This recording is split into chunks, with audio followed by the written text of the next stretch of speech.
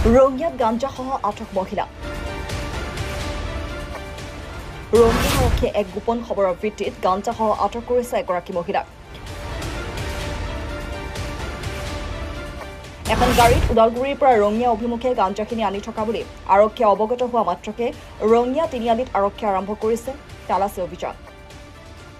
AS27C3955 নম্বৰৰ এখন চাৰিচকীয়া বাহনত গাঞ্জা লৈ বড়ো সম্প্ৰদায়ৰ মহিলাগৰাকীয়ে ৰঙিয়া তিনিআলি পোৱা মাত্ৰকে আৰক্ষীয়ে গাড়ীখন ৰখাই তালাচী কৰাত গাঞ্জাসমূহ জব্দ কৰিছে।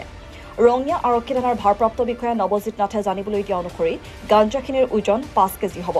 পঞ্চায়ত নিৰ্বাচনৰ ভোট গণনাৰ আৰক্ষী ব্যস্ত থকাৰ সুযোগ বুজি এনেদৰে গাঞ্জা সৰবৰাহ কৰিবলৈ অহা মহিলাগৰাকীক আটক কৰি আৰক্ষীয়ে সোধপোছ অব্যাহত ৰাখিছে।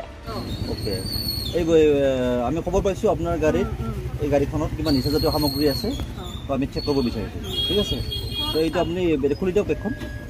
কি বস্তু আছে বেগখনত? উলাই দিয়ক, বস্তু উলাই দিয়ক ধুনীয়াকৈ। এডমিশ্যন কৰিব নোৱাৰা কাৰণে আনিছিলে ছাৰ। তাৰপিছত মানে পঢ়া আছে না ছোৱালী এটা। ছোৱালী পঢ়া আছে, ঠিক আছে বস্তু এটা থৈ দিয়ক ধুনীয়াকৈ। কি বস্তু এইটো? কি বস্তু? গাঞ্জা আছে। অ'কে, আপুনি ঘৰৰ পৰা আনিছে? ঘৰৰ পৰা আনিছে? ঘৰত নহয়,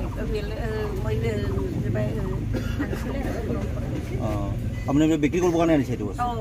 কিমান আছে ৰিক্সা ওলায়ে মাতি ফালে মাতি মই ল'ম বুলি মাতি আনিছে। এনেকৈ দিব আহিছে। আজি আমি এটা গোপন খবৰ পাইছিলোঁ যে ওদালগুৰিৰ ফালৰ পৰা ৰঙিয়া ফালে এখন AS27C3955 নম্বৰৰ এখন মেক্সিমো গাড়ীত সন্দেহযুক্ত গাঞ্জা লৈ আহিছে বুলি।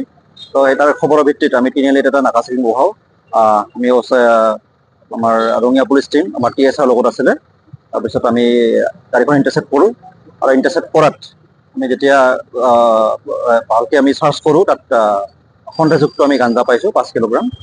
আৰু অলৰেডি এইখিনি আমি গোটেই প্ৰচেছখিনি কৰি পেলাই এইখিনি চিজ কৰা হৈছে। আমাৰ উপযুক্ত টিম আছিলে, তেওঁলোকৰ উপস্থিতি আমি চিজ কৰিছোঁ।